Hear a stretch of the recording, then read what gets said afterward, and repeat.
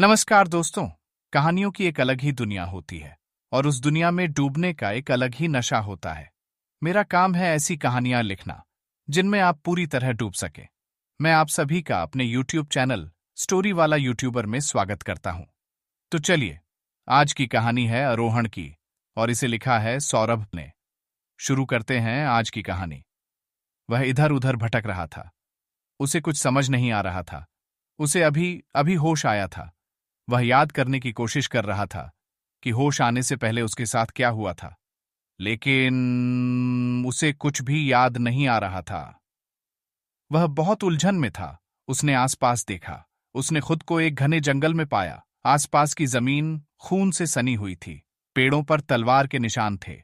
कुछ डालियां कटी हुई थीं। ऐसा लग रहा था जैसे यहां कोई भयंकर युद्ध हुआ हो। वह थोड़ा आगे बढ़ा। एक तरफ की डालियां कुछ अजीब तरीके से कटी हुई थीं, मानो उस दिशा में कई लोगों का समूह गया हो। उसे चूंकि कुछ भी याद नहीं था, इसलिए वह उसी दिशा में चल पड़ा।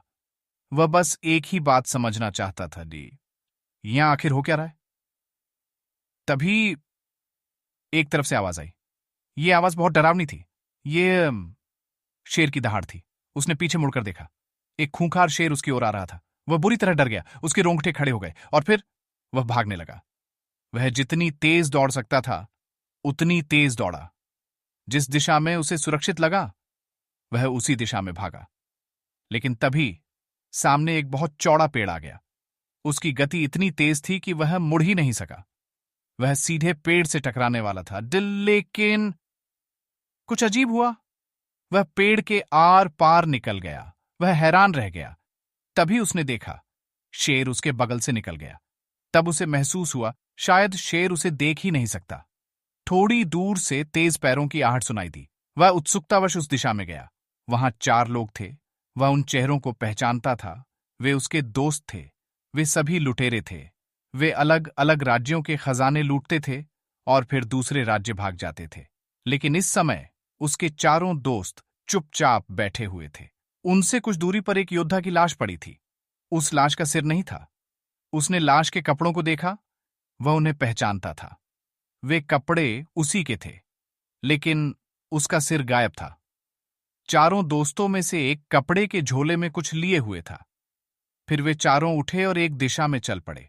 अजीब बात यह थी कि वे चारों भी उसे देख नहीं पा रहे थे।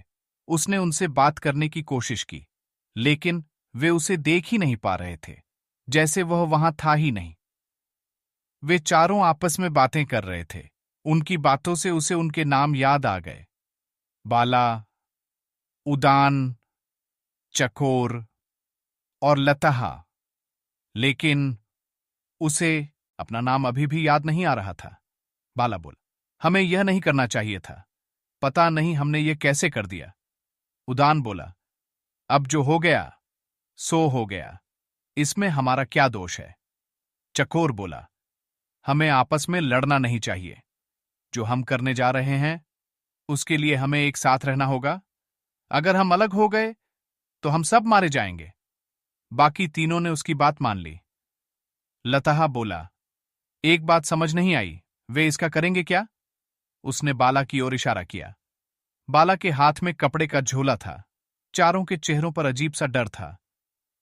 उसे अब एक बात समझ आ गई थी। वह अपना नाम नहीं जानता था। वह अपने बारे में कुछ नहीं जानता था, लेकिन उस झोले में जो कुछ भी था वह उसी से जुड़ा हुआ था और सच जानने के लिए उसे इन चारों के साथ जाना ही होगा। कुछ देर बाद वे एक सैन्य शिविर के पास पहुंचे। उसे यह शिविर पहचान में आ गया। यह उसी राज्य का शिविर था जिसे वे लूट कर आए थे। अब उसकी कुछ यादें लौटने लगीं। उसे याद आया, वे 5 लोग पड़ोसी राज्य में डाका डालने गए थे। उन्हें बहुत अच्छी लूट मिली थी, लेकिन सैनिक उनके पीछे पड़ गए थे। इसलिए वे 5 अलग अलग दिशाओं में भाग गए थे और उन्होंने एक जगह पर फिर मिलने का वादा किया था। इसके बाद उसे कुछ याद नहीं था। शिविर के प्रवेश द्वार पर बाला ने सैनिक को एक मुद्रिका दी। सैनिक ने उन्हें वहीं रोका और दूसरा सैनिक अंदर भेजा। कुछ देर बाद उन्हें अंदर जाने की अनुमति मिल गई। अंदर पड़ोसी राज्य की राजकुमारी थी। उसका राजगुरु था और कुछ विश्वस्त सैनिक थे। राजकुमारी ने बाला से पूछा, जो काम तुम्हें दिया गया था वह किया या नहीं? बाला ने सिर हिलाया और झोला आगे कर दिया।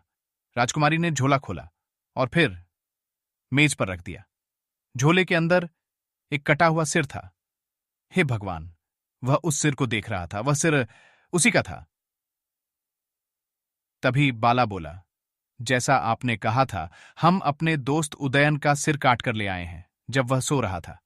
बाला के मुंह से उदयन नाम सुनकर उसे याद आया। उसका नाम उदयन था। राजकुमारी मुस्कुराई। वह बोली, यह बिल्कुल आरोहण जैसा है। अब हमें तुरंत महल के गुप्त तहखाने में चलना होगा। तभी एक तांत्रिक वहां आया। वह उदयन के पास आकर खड़ा हो गया, जैसे वह उसे देख सकता हो। तांत्रिक जोर से चिल्लाया, यह उदयन की आत्मा है, इसे कैद करो, वरना यह सारा खेल बिगाड़ देगा। राजकुमारी का चेहरा उतर गया। बाला और उसके साथियों के रोंगटे खड़े हो गए। राजकुमारी ने आदेश दिया, उदयन की आत्मा को कैद करो।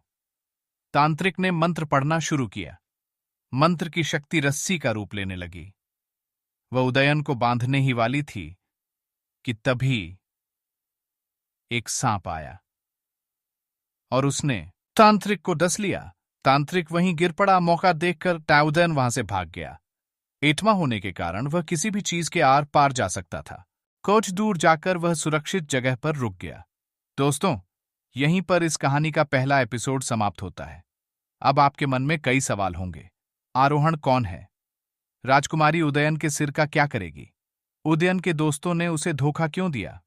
और अब उदयन क्या करेगा? इन सभी सवालों के जवाब मिलेंगे अगले एपिसोड में। तब तक के लिए राम राम जी। फिर मिलते हैं अगले एपिसोड में।